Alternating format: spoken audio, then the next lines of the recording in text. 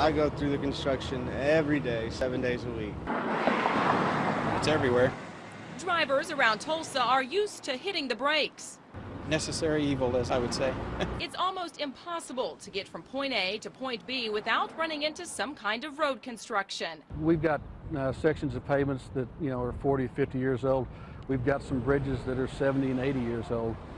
The Oklahoma Department of Transportation is currently tackling its 8-year plan. A lack of funding in the past has put the department way behind. Now they're playing catch up, and it's impacting highways and interstates across the metro area, most noticeably at I-44. The I-44 construction is getting overwhelming. Crews are working on a very tight deadline. Phases 2 and 3 of the widening project are currently underway at Harvard and Peoria. The final phase at Lewis is set to begin next year. That project's going to be a very difficult project because we'll be winding up having to close down Lewis when we reconstruct the bridge. By mid-2013, the project will wrap up, and I-44 from Riverside to Yale will be 6 lanes rather than 4. Construction along I-44 will continue east in the years to come. In 2014, crews will begin a widening project at 161st East Avenue.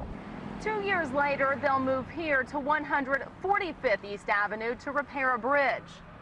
145th goes over I-44. We'll be widening I-44 out to 8 lanes in that area with some additional lanes there, and then we'll take 145th. We'll replace that bridge going over the interstate there.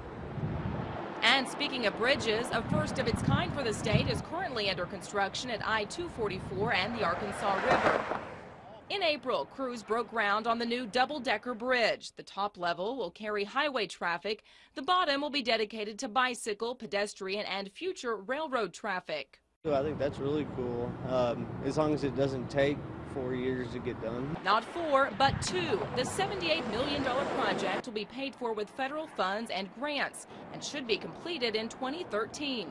Another multi-million-dollar project currently underway is here at the Gilcrease Expressway. Crews are working on the new westbound leg of the expressway to connect the north part of the city to I-44.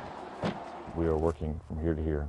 The long-term plan is to build a 4-lane expressway similar to the Creek Turnpike, giving drivers a quick and convenient route around the north and west sides of the city. It's important that we finish our expressway system. This is going to open up northwest Tulsa to economic development and residents. With the current federal funding, it could take anywhere from 30 to 50 years to complete. However, the Oklahoma Turnpike Authority could possibly take over the project from the city. If it happens, it would mean a toll for drivers. A study is being done now with a final report to be released this fall. They'd be able to finance it and move the project along much faster than we could with the allotted funding we have today. Bottom line, Tulsa's roadmap is constantly changing. As long as funding is available, crews have the green light. We've got a lot of work to do, and once we get finished, I think it's going to be something that everybody will be proud of. Dina Silk, 2 News works for you.